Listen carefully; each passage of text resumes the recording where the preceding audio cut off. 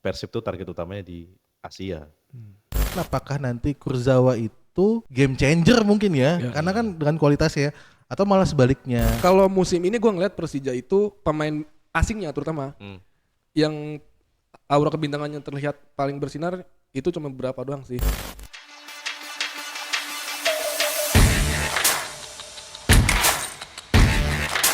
Halo teman sobat bola.com, kawan, kakak, guru dan sebagainya.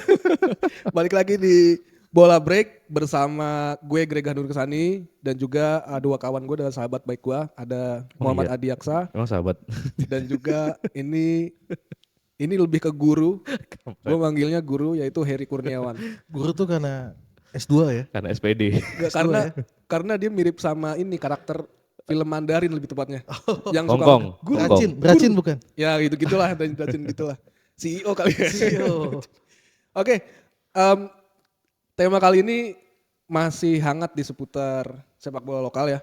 Mas lagi Pak Adi dan juga Mas Heri di sepak bola Indonesia atau BRI Super League. Dan kita sudah memasuki putaran kedua. Udah jalan 1 pekan kalau nggak salah ya? Udah jalan 1 pekan. Ya. Pekan 18. Nanti kalau ini tayang kita nggak tahu ya udah lanjut pekan ke 19 atau belum. Yang jelas kita mau bahas serunya persaingan di BRI Super League hingga pekan 18. Juga kita akan membahas atau mendiskusikan, lebih tepatnya kita mungkin debat juga nanti ya soal persaingan terutama di papan atas yang melibatkan sejauh ini baru 3 ya, masih 3 ya sorry. 4 dong. Satu lagi apa? Kok Balut nggak diajak? Cuma itu beda candaan-candaan beda 4 poin loh. Beda 4 poin ya. 4 Oke poin. lah, berarti ada 4 lah. Satunya lagi Malut United, kemudian ada Persija posisi 3, terus ada Borneo FC dan juga Persib Bandung yang duluan kemarin menang dramatis lawan PSBS. Dan kan kita sama-sama tahu ya, teman-teman bola.com juga Pak Guru dan juga Pak Adi, Persib keluar sebagai juara paruh musim. Setelah pada pekan 17 tuh kalau nggak salah ngalahin siapa ya 17 ya? Siapa lagi lah Pak? Siapa lagi? Siapa lagi? Gue mau ngelirik nih. Jadi ini memang cukup dramatis dan punya nilai atau story value yang cukup tinggi karena Persib itu ngalahin Persija di pekan ke-17 untuk kemudian akhirnya memastikan gelar juara paruh musim. Gelar tidak resmi. Gelar tidak resmi, unofficial title ya. Buat Pak Guru, ketika pekan 17 itu kan sebenarnya belum banyak, bahkan belum mulai ya bursa transfer. Udah mulai belum sih? Belum kayaknya. Tapi sudah. Bursa transfer? Ya. Udah. Jadi laga Persib lawan Persija tanggal 11 Januari itu 10 sehari ya, setelah ya. pembukaan bursa transfer paruh musim. Dan saat itu kalau nggak salah William Marsilio. Cuman William Aja yang sudah dilepas. Ya. Nah setelah itu kan kita long story short aja ya. Setelah itu Persib rame nih. Mereka mendatangkan dan juga melepas beberapa pemainnya. Dan yang berdatangkan itu bukan kaleng-kaleng lagi lah. Ya. Dari Paris. Dan sekarang dari Paris kemudian ke Paris Van Java gitu kalau narasinya ya dari di Instagram. Mangku suara, bukan? Saya gue bingung nih ketika Mamang Bobotoh manggil Kurzawa bukan Kuswara ya. Makanya. Kuswara oke memang Kurzawa. Ngelihat ini dari Pak Heri dulu, Pak Guru dulu. Levin Kurzawa juga Dion Marks ya. Iya. Dari sisi teknis perlu nggak sih sebenarnya Persib mendatangkan Levin Kurzawa? Perlu dalam arti mereka karena kebutuhan Persib Bandung nggak cuma di BRI Super League ya. Kita tahu kayaknya kalau saya melihat kebijakan transfer bukan hanya dari paruh musim ini, dari awal musim Persib tuh target utamanya di Asia. Karena skuad mereka kan beda banget dan terbukti dengan skuad yang sekarang mereka bisa bersaing di Asia dan dengan kehadiran Dion sama Lavin Kurzawa menariknya dua-duanya posisinya mirip sebenarnya karena Dion juga back stopper tapi kaki kiri, dia juga bisa jadi wing back atau full back, sementara kalau Lavin kan jelas back kiri ya, full back ya. Jadi ya menjadi tambahan opsi yang sangat mewah bagi Bojan Hodak. Di sana sebenarnya sudah ada si Dewangga yang belakangan juga sering dipercaya. Terus ada Barba yang nggak jadi pergi katanya, sempat diincar Peskara. Jadi saya melihat lini belakang Persib Bandung makin gila sih. Makin susah ditembus. Oke. Tapi Levin Kurzawa kan memang pemain ya bisa dibilang top lah saat itu ya. Nah kemudian kan dia pindah klub kemana-kemana, kesini kemari. Terakhir di Brazil ya kalau nggak salah ya? Enggak, di Portugal, Boa Vista. Oh Boa Vista. Di Boa Vista. Gue kira Boa Vista yang Brazil tuh bukan. Boa Vista di Portugal juga sebenarnya bukan klub sembarangan kan. Dulu dia bersaing dengan Sporting juga, dengan Benfica.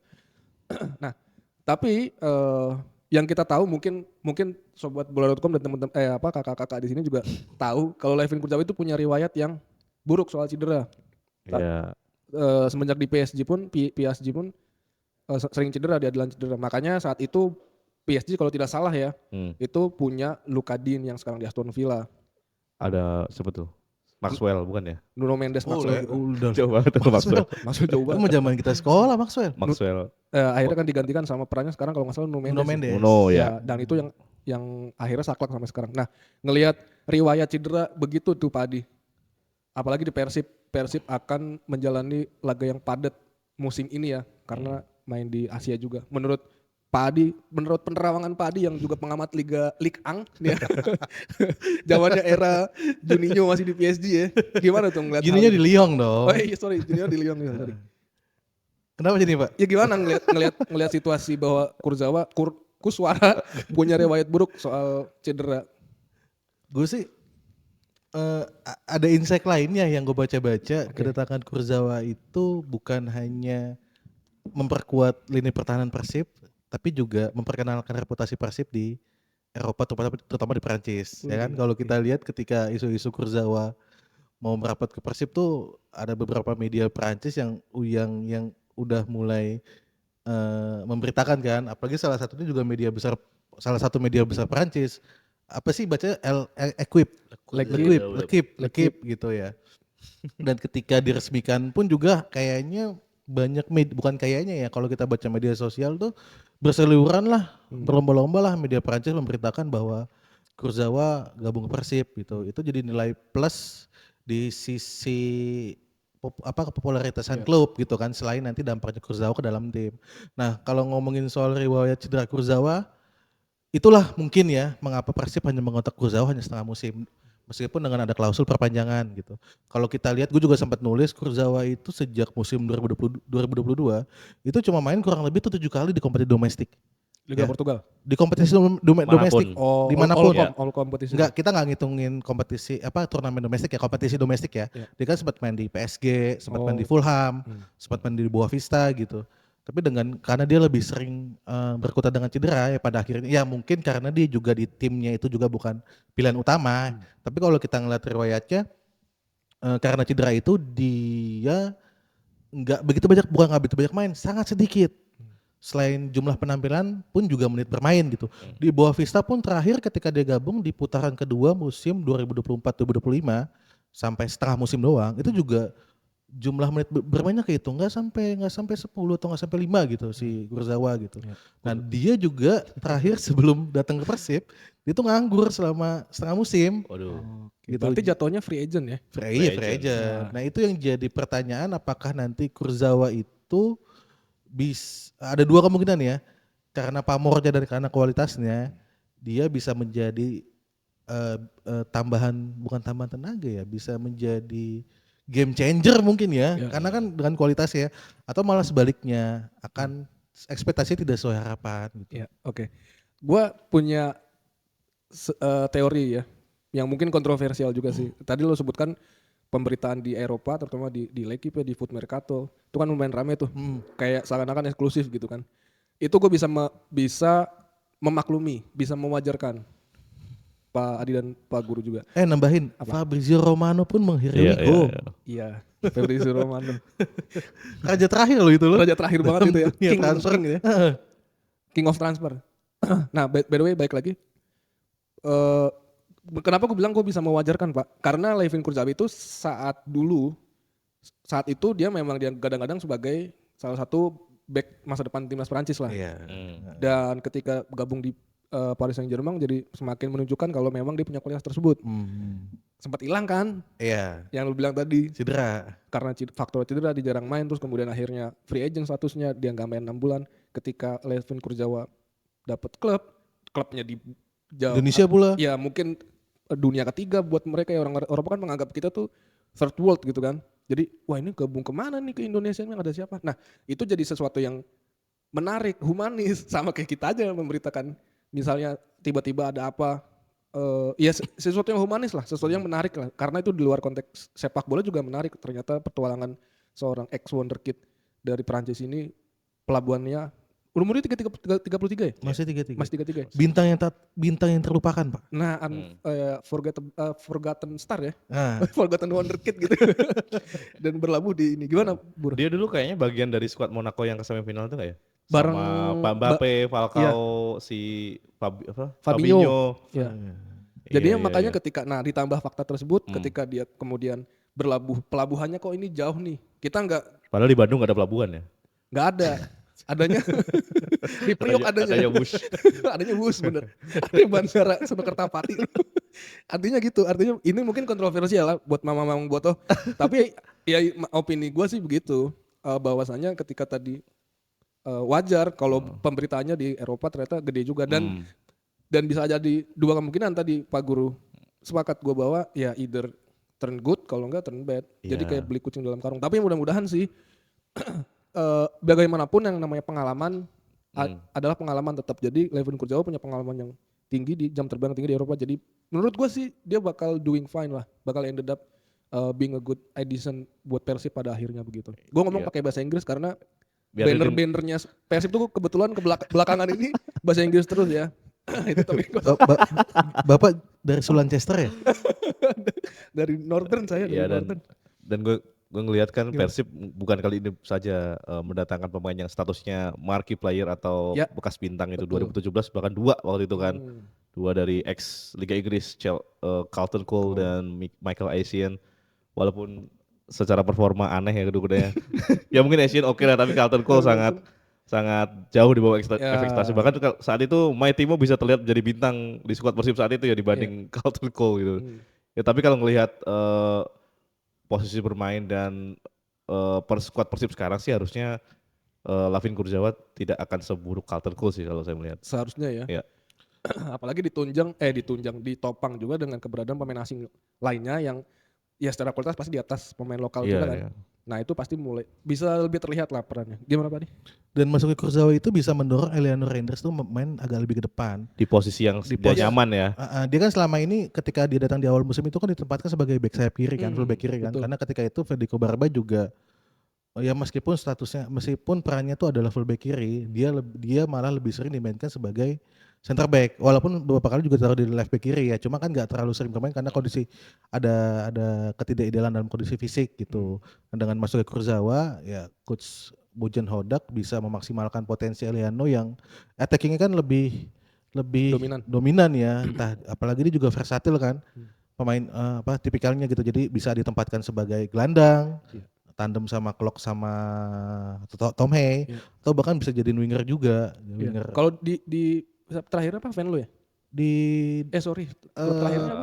PSC Zol. Ya Zole kan kalau nggak salah si Eliano juga sayap kan, winger. Versatil lebih ke Bisa jadi apa aja. wingback, fullback, gelandang serang, gelandang Semuanya bisa lah sayap. dia mah. Mirip Toncip lah. Toncip Kita dan Toncip. Dorgu kali mirip ya. Patrick Dorgu kan tuh back sayap betul, tapi dia attacking banget kan. Nah, kita beralih ke rivalnya. Ya buat bagi sebagian orang itu menganggapnya sebagai rival ya. Persija, Pak Adi. Persija ini gimana ya? Kalau musim ini gue ngeliat Persija itu pemain asingnya terutama yang aura kebintangannya terlihat paling bersinar itu cuma beberapa doang sih. Misalnya. Alano, Nah, ya. kemudian Maxwell, dan gue juga punya ya si Van Basten juga gue suka sih sebenarnya karena dia kayak roh. Kemarin nggak main kelihatan ya ngos-ngosan ya lawan Madura ya. Betul. Akumulasi. Dan tapi ada beberapa yang lain yang kurang terlihat. Akumulasi scoring, sorry. Waktu pas sebelumnya lawan Persib. Komdis. Komdis. Ya, Oh, yang yang kita bahas di belakang rumah kemarin ya. Oke. Nah terus akhirnya mereka mendatangkan Persija 4 mendatangkan sejauh ini ya.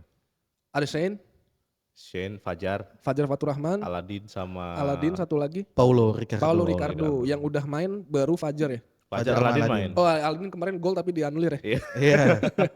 Nah oke, ini kan kalau Persija nggak tahu ya, gue ngeliatnya kayak lebih prepare karena mungkin Persija tahu juga walaupun gak main di Asia, mereka harus bersaing dengan Persib kan. Persib itu gacor banget dan ketika masuk ke periode transfer juga kayak manajemen tuh kayak tahu loh, ini Persib pasti akan melakukan sesuatu yang di luar dugaan gitu. Sejauh ini gue tanya si Pak Adi dulu nih yang kemarin datang ke Bandung tuh kebetulan pas. Di mukanya yang gini nih. Gak apa-apa dia apa namanya netral. netral. Gimana Pak Adi? Secara singkat deh gitu. Soal Gimana? manuver Persija. Iya. Sebetulnya jauh dari kata gue sih menganggapnya jauh dari kata memuaskan sih. Sign buat gue pemain bagus. Iya. Ya. Tapi kalau kita lihat statusnya di timnas, dia tuh bukan pilihan utama dan bahkan bukan pilihan kedua juga. Iya. Bahkan di Raja Sintayong di setelah Setelah Arhan Arhan, kan, iya, setelah setelah Arhan kan gitu. Susen ya.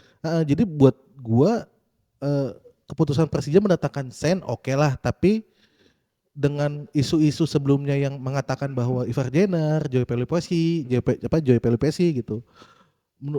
Gua melihat bahwa Persija itu lebih membutuhkan pemain dengan karakter seperti Ivar dan Joy di tengah keterbatasan pemain tengah sekarang gitu ketimbang Sen. Sen itu kan posisinya left back. Di situ udah ada Doni dan Doni itu udah pasti garansi main karena dia akan ngisi slot U23 gitu. Jadi kalau dengan ada datangnya si Sen, gue nggak tahu dia apa ada perubahan posisi kali ya, entah Doni yang jadi gelandang, Lebih maju. lebih naik kayaknya nggak mungkin soalnya kan di sini di dua sayapnya ada Alano sama Maxwell gitu. Entah dijadiin gelandang atau Sennya yang akan dijadiin gelandang.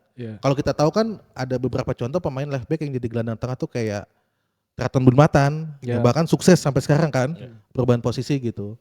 Nah tapi kalau untuk soal Sen, kayaknya perkuatan Sen itu bukan jawaban kebutuhan Persija banget gitu di pertengahan musim gitu ketimbang Ivar atau Joy. So, kalau untuk kedatangan seperti Fajar, kalau gue ngeliat Fajar tuh kayak Persija mau persiapan musim depan dengan masuknya Fajar itu, karena kita tahu kan di posisi wingback kanan ada Bruno Tubaro dan Rio Fahmi gitu.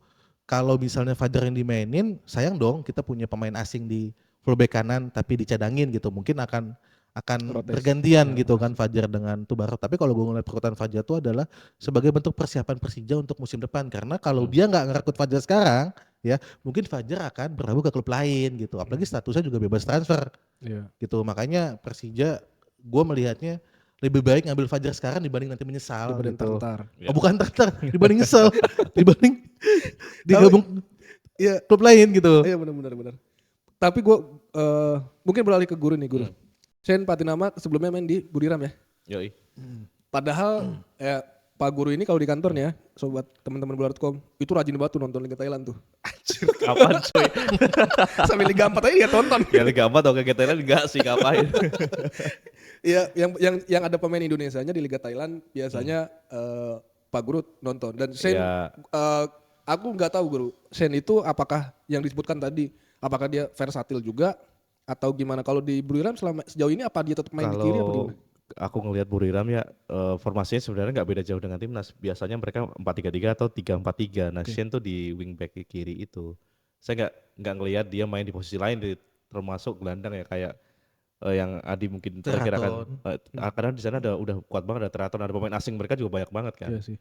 Terus kalau Shen juga tadi disinggung bukan opsi utama, itu kan terlihat banget ya. Kita mungkin terakhir kali Shen main starter di timnas itu kan waktu ngelawan Chinese Taipei ya. Mungkin bukan bahkan kita aja lupa. Bukan pertandingan yang pas Lebanon juga dia nggak main gitu. Maksudnya bukan yang krusial pertandingan. Dan mungkin yang salah satu yang kontribusi Shen yang kelihatan banget di timnas ya pas lawan Irak dia ngegolin itu ya. Walaupun kita akhirnya kalah 1-5 ya waktu itu di Basra. Terus tadi nyinggung soal Fajar, sebenarnya saya dapat info sebenarnya. Gimana tuh? Fajar tuh sebenarnya kan kontrak habis di Borneo. Ada kabar dia hampir di Dewa dulu. Habis kontrak di pertengah musim ini? Iya, emang kontraknya Desember dia. Jadi mau ke Dewa dulu, dipinjemin Dewa, musim depan baru Persija. Makanya kemarin sempat kaget kok langsung ke Persija nih. Berarti ada deal-deal yang mungkin lebih menggiurkan bagi Fajar kali ya. Oke. Terus tadi nyinggung soal bagaimana positioning Fajar juga ya Pak ya. Kalau aku melihat sih Fajar lebih versatile dibandingkan Rio Fahmi ya. Iya, karena kan Fajar itu posisi aslinya itu winger. Winger sebenarnya. Dia tajam banget sebenarnya di timnas SEA Games kan kita tahu dia top skor kan. Nah sekarang masalahnya kan masih di Persija ini masih ada satu pemain asing yang harus keluar kan dengan kondisi sekarang kan. Betul. Nah ini apakah nanti Tubarao ataukah Cardoso mungkin atau Thales bisa jadi. Tapi kemarin Thales Di presscon kayaknya dia pede banget, kayaknya bakal stay ya di Persija ya. Nah ini menarik untuk menanti Mauricio Sousa maunya gimana nih, siapa yang bakal dilepas nih, karena sudah satu kan, si Gustavo França kan sudah ke Arema. Tapi yang paling mungkin dari 3 itu siapa? Menurut teman-teman, bapak-bapak nih. Tapi bisa aja sih Rio Masupura jadi salah satu pilihan. Oh iya, Rio Karena ya juga ya. Selama putaran pertama kan dia baru main tuh sekali langsung main Padang karena sebelumnya cedera. Ya. Langsung sanksi komdis. Main dapat sanksi komdis sih. Bisa aja mungkin Rio jadi pertimbangan sambil nunggu tawaran yang masuk ke buat Rio gitu. Iya, dipinjemin dulu Tapi kali kalau ya. misalnya Rio yang dilepas atau dipinjemin itu malah akan jadi numpuk di lini belakang karena Persija itu punya banyak pemain, punya 3 jadinya nanti ya, punya 3 pemain asing di lini belakang, Ya. 2 di back sayap, 1 di tengah, dan 3-tiganya juga belum tentu akan jadi starter. Betul. Karena ada regulasi. Bukan maksudnya karena pemain lokalnya bisa bersaing di situ Pak. Oke. Kayak Fajar bisa jadi main di wing back kanan, Iya. main back sayap kanan. Rio juga oke. Doni udah pasti main di full back kiri. Di tengah itu kan udah pasti duetnya Rido, si Jordi Ahmad. sama Iya. Rido. Tapi Thales Lira kan nggak di awal kompetisi nggak langsung start ya Pak? Iya. Nggak langsung nyetel ya. Terus Sempat bingung juga, Jack itu kayaknya ini ngapain orang kesini gitu kan. ngapain sih cengar-cengir dong nih bangku cadangan nih gitu. Tapi emang kedatangan awal Thales ke Persija itu cuma sebagai backupnya si Rido sama Jordi sih. Iya. Iya sih emang. Dan dia aja kalau nggak salah datang atau diumumkan itu pas lagi lawan Arema ya Pak? Last minute gak sih? Iya, sebelum. Heeh. Enggak maksudnya pas lawan Arema yang H-1 Pak. eksibisi bukan sih? Bukan. Persita justru kayaknya. Oh justru Enggak, jadi dia itu dilepas iya pas ini ulang tahun pasti bukan kita launching. Oh, kita menang 3 Iya, kita iya. jadinya. Persija menang 3-0. Arema Iya. berarti. Iya kan disitu diumumin tuh kalau nggak salah tuh ada Thales Lira. Lu yang bikin beritanya Pak. Oh, dan H-1-nya ketika Arema lagi official training di lapangan pendamping udah Jis, nggak ada. itu si Thales pamit. Oke, Thales Oh. pamit. Oke, kita udah ngomongin Persib dan Persija. Nggak adil dong kalau 2 tim yang peringkat 3 dan peringkat 2 ya, peringkat 2 dan 4 tidak dibahas. Tapi kita tipis-tipis aja soal Borneo. Tadi kita sempat ngobrol ya, Pak Adi ya. Ada satu hal yang menarik soal Borneo FC. Ketika kita ngomongin soal pemain asing Iya. gitu. Bahwasanya Borneo FC itu bukan apa ya, jadi itu berdatangan pemain yang biasa-biasa aja terus jadi bintang di Liga Indonesia. Kesannya biasa-biasa aja karena kita nggak tahu. Iya, Nah. gak taunya gacor. Iya, latar belakangnya biasanya misteri itu biasanya. Coba Pak Adi dari Borneo lagi. Iya yang soal Borneo FC tadi. Fenomena ini tuh gimana sih sebenarnya? 2-3 musim terakhir itu Borneo jadi salah satu penantang gelar. Ditopang karena kebijakan transfer pemain asing yang bagus. Ya.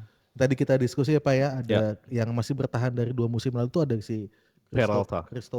Dua Rugira. dari awal Christopher Dua Rugira. Rugira, kemudian ada kayak Hirose, kemudian dia menemukan hidden gem lagi dari Mariano Peralta gitu. Jadi pemain-pemain asing yang ditemukan Borneo FC yang mungkin dicari sama entah itu talent scout atau manajemen lewat Panoreas Taman itu bisa kok Popon. ketawa Gak apa-apa. Keren. Mas Popon. Popon. itu bisa gendong tim Iya. dan bahkan bersaing di gelar juara gitu. Kalau kita lihat Mariano Peralta musim ini udah 10 gol, Iya. ACC juga udah banyak Banyak ya. ya. Ada mungkin 8 atau berapa gitu, lupa. Gitu.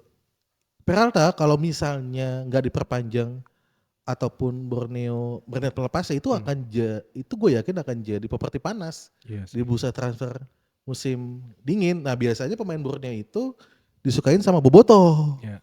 disukain sama Persib. Biasa, ada tren kayak gitu. Ada trennya gitu kalau kita lihat ada Malis, Iya, udah ke Persib. Kemudian Julham. terakhir ada Julham dulu kan dari Borneo gak sih dulu gak ya? Julham Jamrun.